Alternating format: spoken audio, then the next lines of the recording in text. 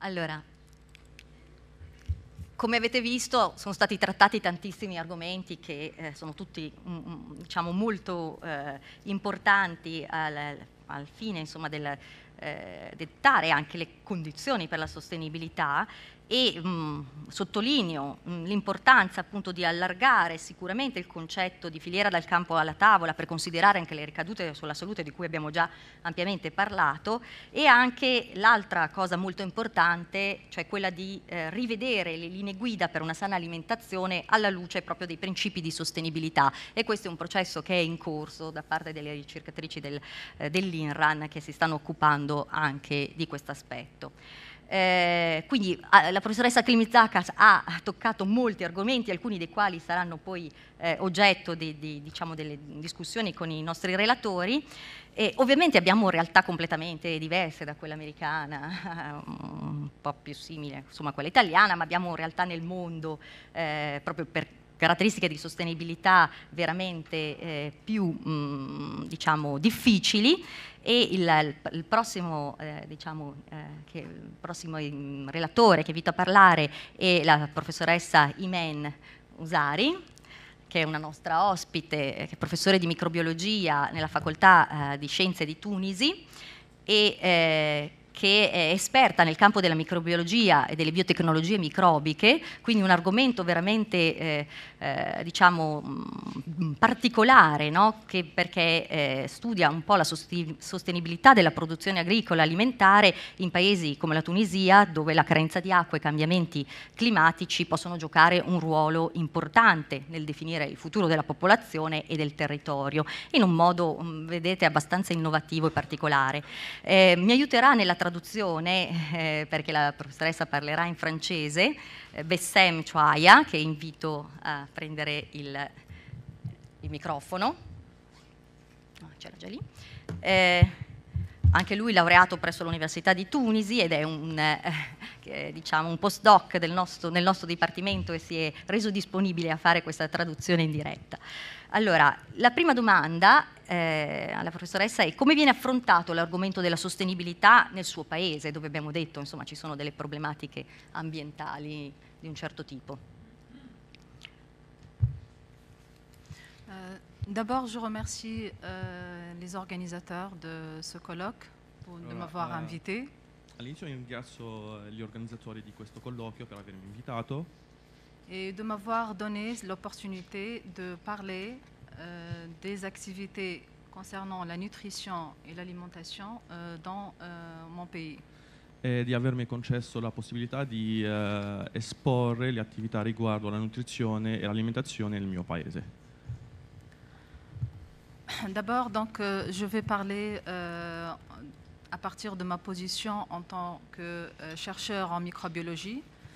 Allora, parlerò partendo dalla mia posizione di ricercatore in microbiologia Et pour toucher un peu le problème de développement durable en Tunisie. per insomma, parlare del campo di sviluppo sostenibile nel mio paese che è la Tunisia.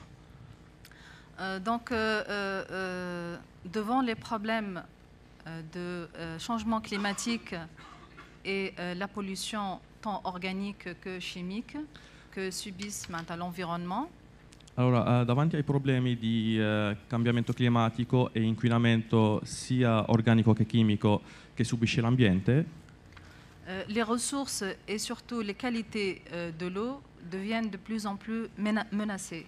allora, la disponibilità dell'acqua e anche la sua qualità diventano di più in più minacciati.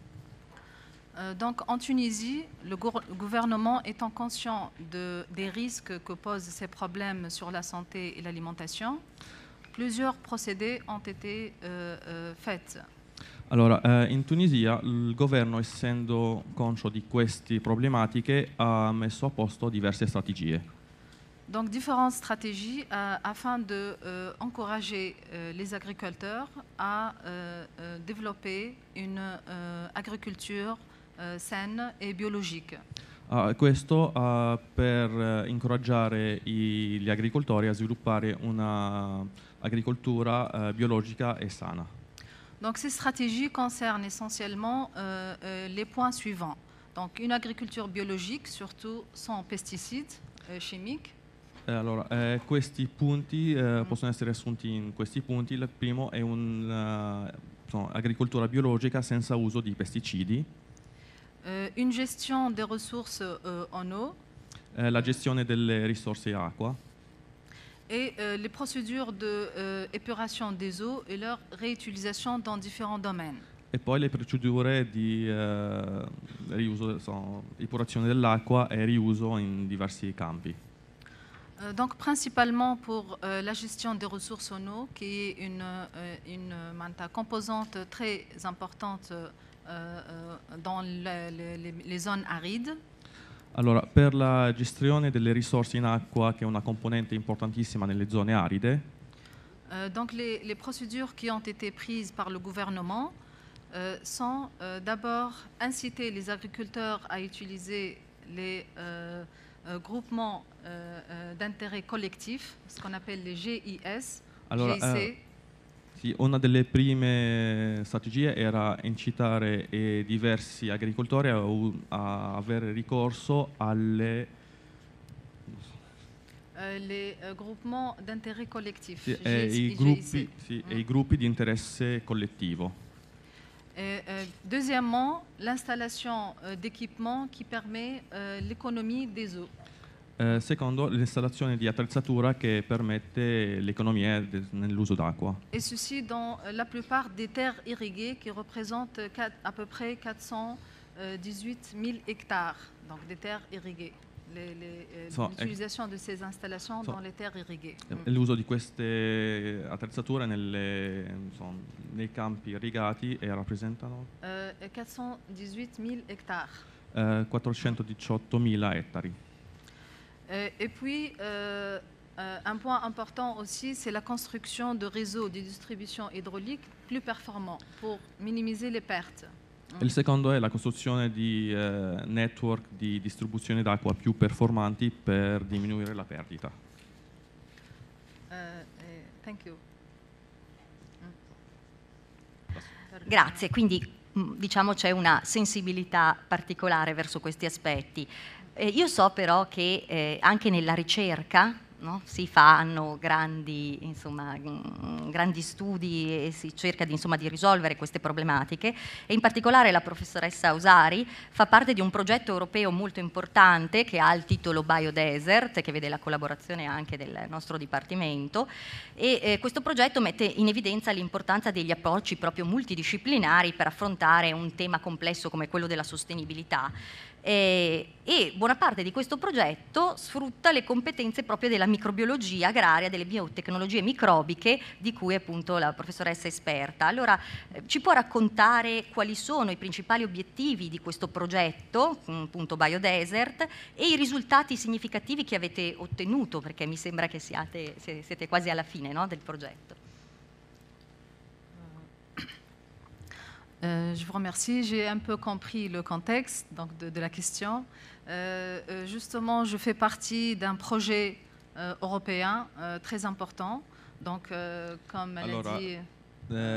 Lei fa parte di un progetto europeo importantissimo che è Biodesert. Donc, Biodesert pour désigner, comme sont les initiatives, donc biotechnology from desert microbial research for supporting agriculture potential research in Tunisia and Southern Europe. Questi sono gli acronimi di Biodesert. Donc ça, c'est l'intitulé du projet, donc, comme ce nom l'indique. Donc l'objectif principal de ce projet est de supporter principalement le groupe tunisien pour avoir une recherche de haute qualité. Allora, lo scopo di questo progetto è il supporto del partner tunisino per fare un upgrade del suo livello di ricerca. Et la gestion des ressources microbiennes dans les milieux arides, surtout, donc qui concerne la Tunisie. E poi la gestione delle risorse microbiche negli ambienti aridi, soprattutto in Tunisia e nel sud Europa. Donc, d'une manière générale, ce projet il a trois différentes tâches à effectuer. Allora, in questo progetto ci sono 3 diversi task da compiere.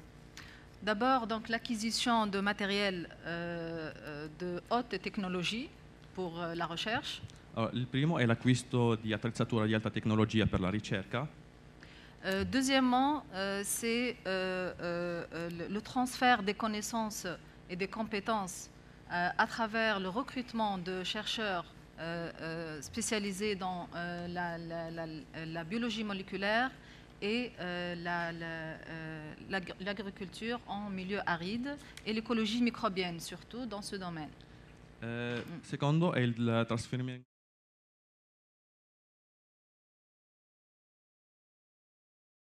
esperti, soprattutto nel campo microbiologico e di agricoltura nei ambienti aridi. Et le troisième objectif, c'est la dissémination à l'échelle régionale, nationale et internationale. Poi l'ultimo è la disseminazione del sapere nell'area tunisina, locale, regionale, nazionale e internazionale. Donc, pour revenir à la question, maintenant, les travaux effectués dans ce projet concernant ce domaine. Donc, il y a plusieurs axes de recherche qui ont été suivis, mais je vais parler essentiellement de 2 axes. Donc, le premier étant... Allora, adesso per ritornare alla sua domanda, nel progetto Biodesert ci sono diversi campi di ricerca, ma lei parlerà solo di 2 che toccano questo argomento. Donc la première partie concerne l'étude des interactions des actinobactéries avec les plantes hôtes et le sol des milieux arides. Allora, il primo riguarda lo studio delle interazioni tra gli attinobatteri, le piante e il suolo negli ambienti aridi. En effet, ces types de micro-organismes, c'est-à-dire les actinobactéries, ils permettent aux plantes de mieux résister aux conditions de stress et de puiser leur nutrition azotée grâce à la fixation biologique de l'azote. Allora, in effetti questi batteri, gli attinobatteri, permettono alle piante di resistere meglio alle condizioni di aridità, soprattutto attraverso facilitando l'acquisizione di l'azoto attraverso la sua fissazione. Et donc de cette manière, leur utilisation, elle peut réduire l'utilisation des engrais chimiques qui visent à enrichir les sols en azote. Donc pour les chimiques. E dunque il loro uso permette di ridurre l'uso di composti di sostanze azotate industriali. La deuxième partie de recherche, c'est surtout toujours dans le même contexte, mais qui concerne l'isolement et la sélection de bactéries qui possèdent la capacité à améliorer la croissance des plantes, ce qu'on appelle les PGPR. Allora, il secondo campo è un po' legato e riguarda l'isolamento e l'uso di caratterizzazioni di batteri che permettono e facilitano la crescita delle piante e sono chiamate PGPR. Donc ces bactéries peuvent exciter la croissance de ces plantes grâce à la sécrétion de substances qui vont permettre à la plante de mieux résister, mais aussi d'être protégée de certaines maladies causées par des bactéries phytopathogènes.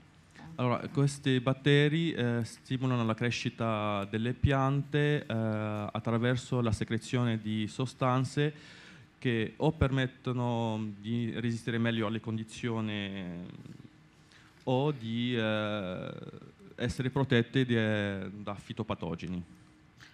Donc, pour conclure, comme principaux résultats de ce projet, c'est surtout, on a pu sélectionner des souches qui sont compétentes et qui peuvent adhérer aux racines des plantes et d'une part améliorent leur croissance, mais surtout ils ont des activités antifongiques protectrices qui garantissent une bonne santé des plantes et donc une bonne nutrition. Allora, in conclusione, durante questo progetto è stato possibile isolare dei batteri che aderiscono alle radici e permettono non solo la resistenza di queste piante, ma di proteggerli contro i funghi tramite un'azione antifungina. Je vous remercie. Grazie mille, professoressa Osari, che insomma ha dimostrato come prima di tutto ci siano interventi della comunità europea per studiare, per approcciare queste problematiche nei paesi aridi e in paesi dove comunque ci sono dei limiti, delle condizioni ostili, e quindi promuovere la ricerca, promuovere anche diciamo, nuove tecnologie, nuovi approcci.